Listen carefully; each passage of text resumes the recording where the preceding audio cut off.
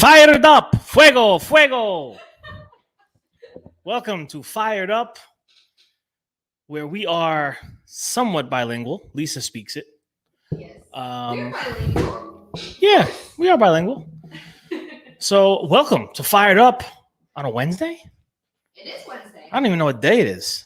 Wow. The week's flying by already. The road to RIFMA continues. We will see you there. Had a Zoom today with Sefesa, and we'll see you on Monday at headquarters over there, hopefully. If you are not going, why not? You have to start networking. The world is open. It's time. So COVID is over, ladies and gentlemen.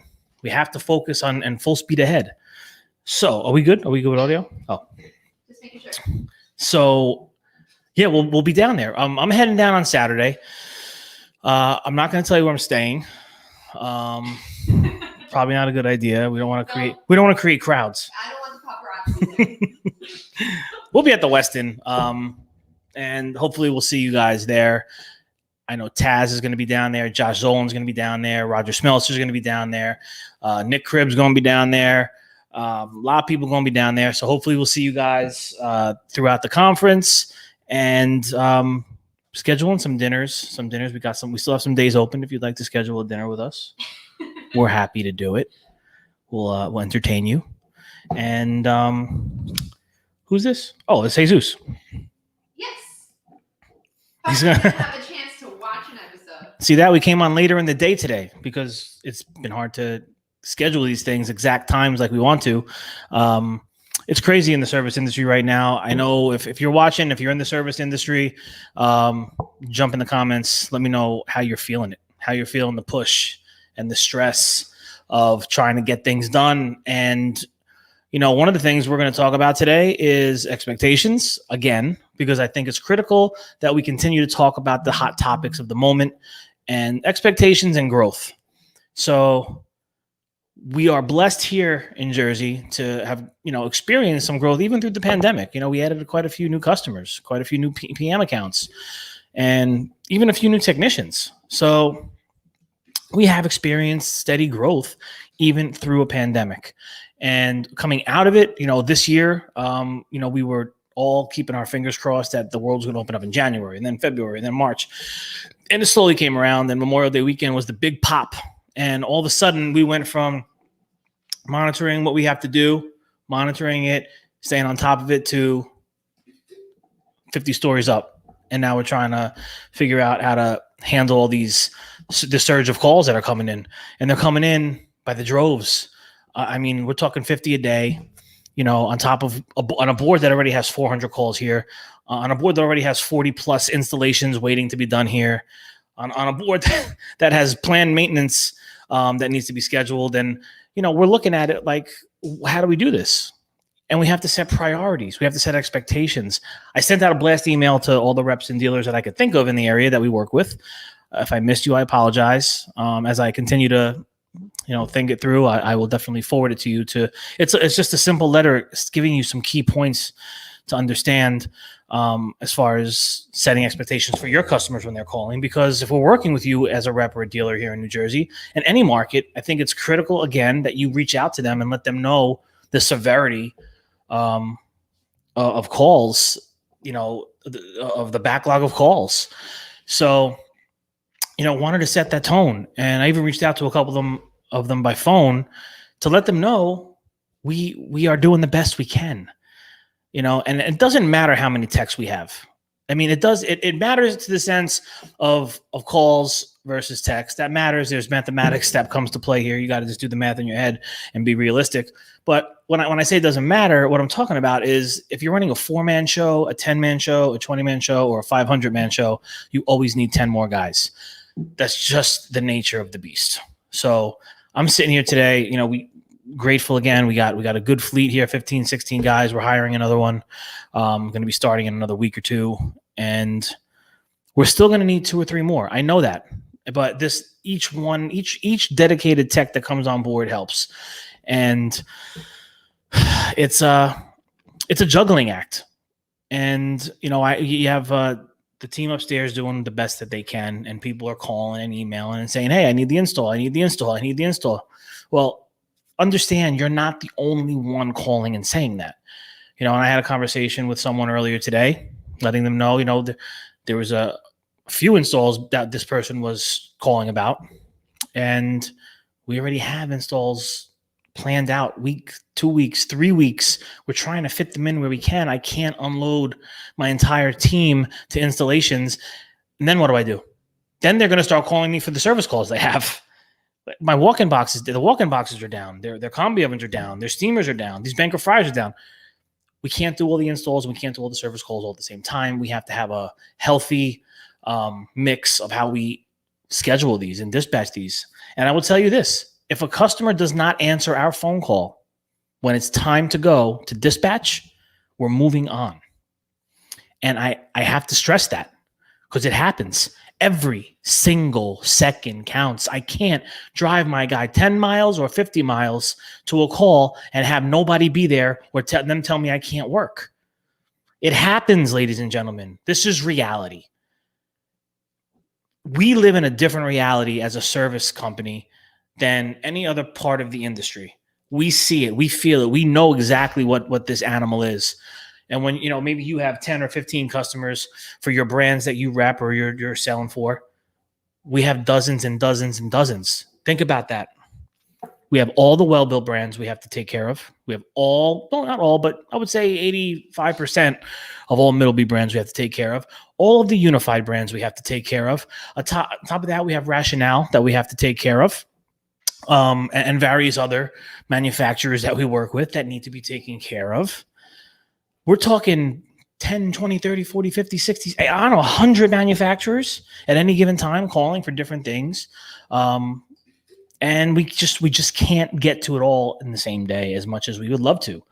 I wish that I could get to everything every single day, close the ticket, bill it out, and keep it going. How amazing would that be?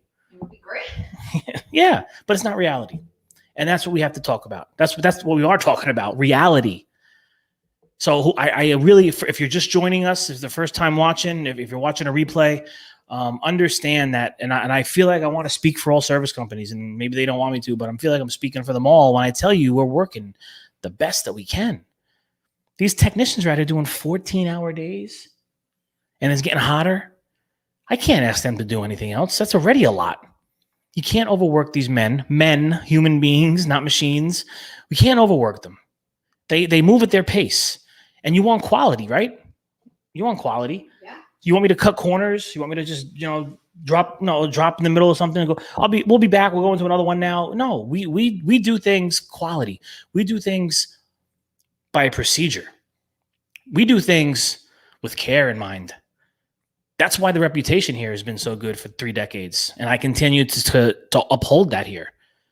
It's all about quality, care, and doing the right thing. So that stuff takes time. So, if a guy can only do 2-3 calls a day for different reasons, that's what he does. We could call, we could encourage them, we could push a little, but that's all we could do. A job is what a job is. Sometimes you go to a fryer and you change the gas valve, it comes on and there's no other problems and you're good to go and you're in and out in an hour. Then you go to do that same gas valve, you put it in, and then there's still some problems. And all of a sudden, oh, wait a second, the drain valve's leaking, whatever it might be. There's different things that occur. We have to keep all these things in mind. Nothing is clear, cut, and dry. Nothing is simple. Nothing is 1, 2, 3. These are complicated things going on a daily basis. Very complicated. Yes, this is a complicated field. If it was so simple, everybody would do it. But that's not the case. And that's one of the things with expectations. And I'm speaking for service companies again. I'm speaking for all of you. And if you want to jump on a live with me, running service, I encourage it. Let's do it. I could do it right now. I'll bring you on a link. We got 5 minutes. Let's do it. Otherwise, we schedule it. But the expectations have to be set in the marketplace to the reps, the dealers, and the manufacturers, especially at a time like this, where everything there's a surge. There's massive demand and little supply. Parts, back-ordered. Equipment, back-ordered. Labor shortage. Where is it? People are not working. People don't want to come back to work. We see that all over the place. We need to add people to the team here too.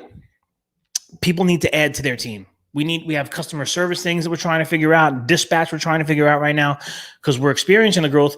And I don't see this slowing down. I mean, listen, it's going to level out at some point and we'll get a hold on it. However, we don't see this going away. Our growth is going to continue. We're going to keep building because we're helping people every day and we're doing right by them. And when you do that, the business stays and the business grows. And I have no plan on taking my foot off the gas to doing all the right things by people. So it's going to continue to happen. And I know a lot of these service companies and men and women out there and great companies that are doing the same thing. So these things need to be figured out and they will. These are all great challenges to have, but they've got to, again, reality has to set in and understand that, when you call on a Monday for an install, no, I can't do it on a Tuesday morning. I've already got 15 guys scheduled for 3 things. And those things have probably been scheduled for 2 weeks at this point. So how would you feel if I just bumped somebody off that list? One day that bump might be you. You don't want to be bumped. That's not the way this works. Everyone's got to fall in line where as they're coming in and as they're tended to. So, and this is a PSA for all service companies out there, to our amazing partners out there and customers. If something's down, call immediately. Do not wait. If something's down right now, don't wait until Friday to call. You're going to be disappointed, or you're going to hear overtime, and then you're going to be disappointed again. And it's not that we want to charge you overtime. You have to understand something. Technicians come at a price, and they by not only by law, but they deserve to be paid their overtime rate. They're working hard and they're keeping people in business, and I got to pay them, and it ain't cheap. Yeah, exactly. I was talking to a tech before, and he was saying that he's coming off his 4th day at 12-hour days, and I could see it in his face. Yeah. He's tired. Yeah, these companies are asking a lot of these guys right now, and we're doing the same thing. But I think when you're working for a good company, these guys are out here dedicated and committed, doing extra because that they know that this company's here for them at the end of the day. Absolutely. And we're banking on doing that for the next 50, 100 years, as long as I got air in these lungs. That tech wouldn't be doing that if he wasn't committed. Oh yeah. That's something that you all need to understand. These technicians, they are cut from a different cloth. We talk about it all the time. They might have, different quirks and different things and a certain way of working and certain things that they want. And they just have a certain way about them. Committed, dedicated. It's, these are tough qualities to find in everyone. And things that they're willing to do. Not everybody's willing to do a lot of the things they do. Having some empathy as well, having some empathy and understanding from listen, and I have empathy as well. We have to have empathy for each other.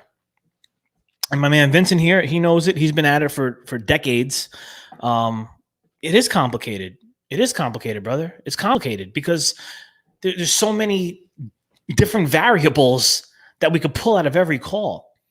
I actually would give an open invite to anybody who wants to come down to Jersey and sit in the service department and sit down and look at what's going on. We'd love to have you, open arms. So reach out. Just know that you're going to be in a vlog and you're going to be filmed and you're going to have to sign a release form. You will be filmed. That vlog will be filmed before a live service audience. A live service audience. I like that. Yes. And so the reality of it all at the end of this conversation, Lisa. Yes, Richard. Ladies and gentlemen, the reality is doing the best we can with what we got. And one thing that we know we all have the same amount of every day is 24 hours. And we can only do so much in that 24 hours. And I guarantee you, everything that can be done in that 24-hour period is being done. Unfortunately, I'm sorry, we do have to sleep. Yes, we do. Because after 48 hours, what happens to our brains if we don't sleep? I just watched the movie on this. Do your brain cells start? After 96 hours, you start hallucinating and things are... After 96 because your brain is expanding. Oh, wow. and pushing up against, if you look into it, I'm not a scientist. I'm not a doctor, but I play one in real life. So this is a Fired Up on a Wednesday. Excited for RIFMA, excited for FedCon, excited to see everybody next week. My God, the service industry's exploded. Not only that, by the way, that doesn't only mean the service industry. That means people are selling equipment again. That means equipment's being sold. That means people are opening up their doors, opening up their pockets, and saying it's time to get back to business. I hope this summer is amazing for you. We're just at the beginning of it. It's not even really summer yet. No, it's unofficial summer after Memorial Day, but June 21st, I believe, is the first day of summer. Yes. So hope you have an amazing summer. It's coming. The heat. I mean, I think we're just getting started with the craziness here. The next 90 days are going to prove to be very challenging. Okay. But we're here for the challenge. We're here to talk about it. I'd love to have you on a Fired Up. And now I have to go do a couple things because I'm going to meet my main man, 50 grand, Greg Crumpton. Greg, if you're watching, I'll see you in a little bit. Everyone stay fired up. Be good to each other.